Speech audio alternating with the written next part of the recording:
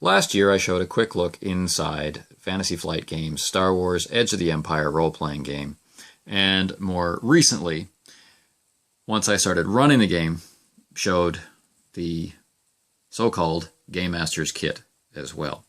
Well, I have just received what was my pre-order for the Age of Rebellion, which is the next step in the evolution of the game.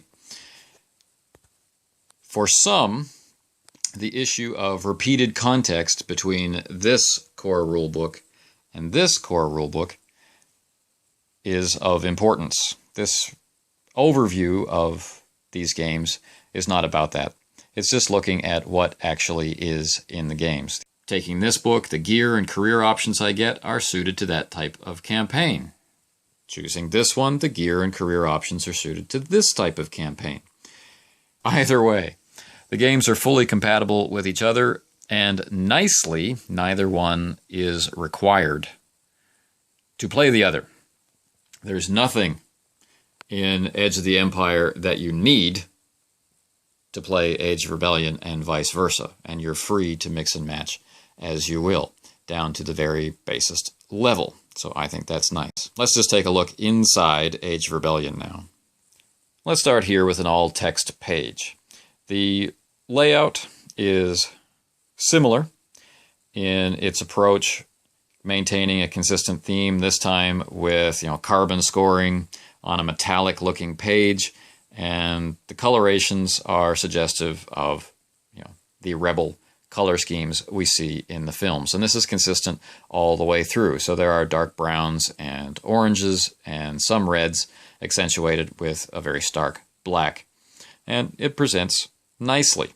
It's not as muted or faded or lived-in looking as Edge of the Empire was. This looks more striking. I don't always like the color choices. I'm a muted kind of guy. But it definitely is easy to read and grabs your attention. The art, however, this is head and shoulders above what came before, which was already pretty spectacular. From photo-real images of direct conflict to more technical artist renderings of vehicles, grim battle scenes, the art takes you exactly to the mind space you need. This is an Age of Rebellion. It's time to fight back. Character types are primarily new. There's a mix of previously printed and new skills, new talents, and that sort of thing. You can make the same sort of characters you could in the previous game with a different point of view. The talent trees in particular are a good mix of previously established talents with new distinctive talents for that occupation or specialization. The species presented in the game are the Bothans again, the droids again, the Duros, which are new, and the Gran. Humans, of course, Ithorians, Mon Calamari, and Sullustans. Careers this time are the Ace, which might be an ace driver, an ace pilot, that sort of thing, or the ace gunner.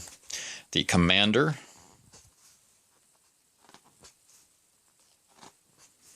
the diplomat,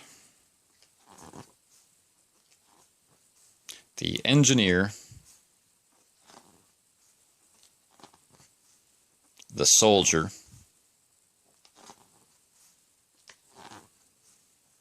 the spy. Finally, the recruit. Instead of obligation, which was the character motivating mechanic in Edge of the Empire, the mechanic here is duty.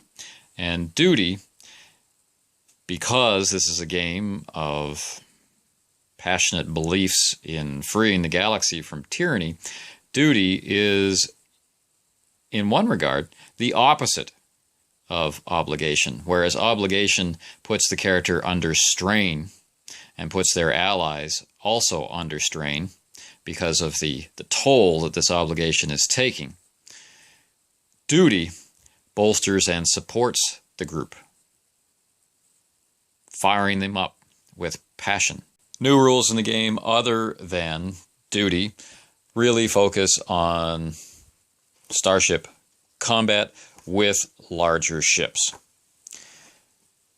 Age of Rebellion will also be releasing mass combat rules, and there are squad and squadron rules presented in the material in the Game Master's Kit.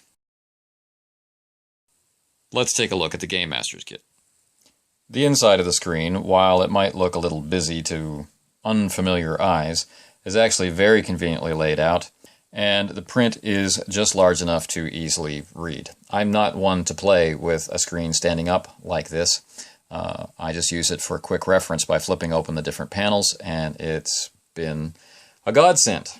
Looking inside this version, the Age of Rebellion version, basically it's the same screen. If you have one and don't want to buy another one, you'll be fine, but you'll be missing out on the back side.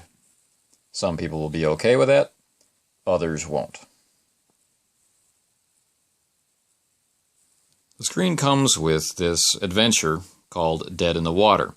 And if you're having difficulty understanding how the narrative dice work, if you're new to role-playing and aren't sure or aren't comfortable planning, preparing, and running your own adventures, then the way this is put together is a good learning tool. I feel that Fantasy Flight games, both in the adventure which is in the core book and the adventure which comes with the GM screen, they both are written from the point of view of helping beginner or intermediate comfort levels as game masters get the most out of this game. There's advice for how to use the dice, there's advice for how to set checks, there's even advice for how to run the game, meaning an awareness of different play styles, which is something that I certainly appreciate. They give you advice for running it in a very linear fashion, so it plays out like a movie, like a story, which would be advantageous for people who like a strong narrative or people who are very, very new to gaming and need that kind of very structured experience. It also leaves it open for more open-ended style play with suggestions of things which are around. All in all, a very good approach, well communicated. One of the very cool things is a 3D cutaway view of a ship, including a layout of its bridge. I won't say more than that because, spoilers. What I will find particularly useful in this short 30-page supplement are these optional rules, fighting in squads and squadrons. So for character-based levels and for ship-based combats in squads.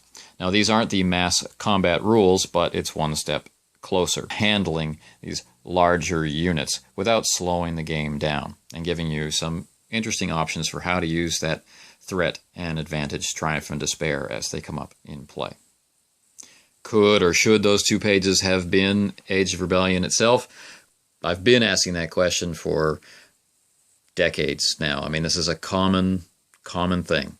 While it might be annoying for some, it does seem to be a fact of life in the industry. Now, because this is a military-themed game, and mass combat, squad, and squadron-based combat are going to be very common, I'm kind of thinking like this could have been rethought. But this is what was printed.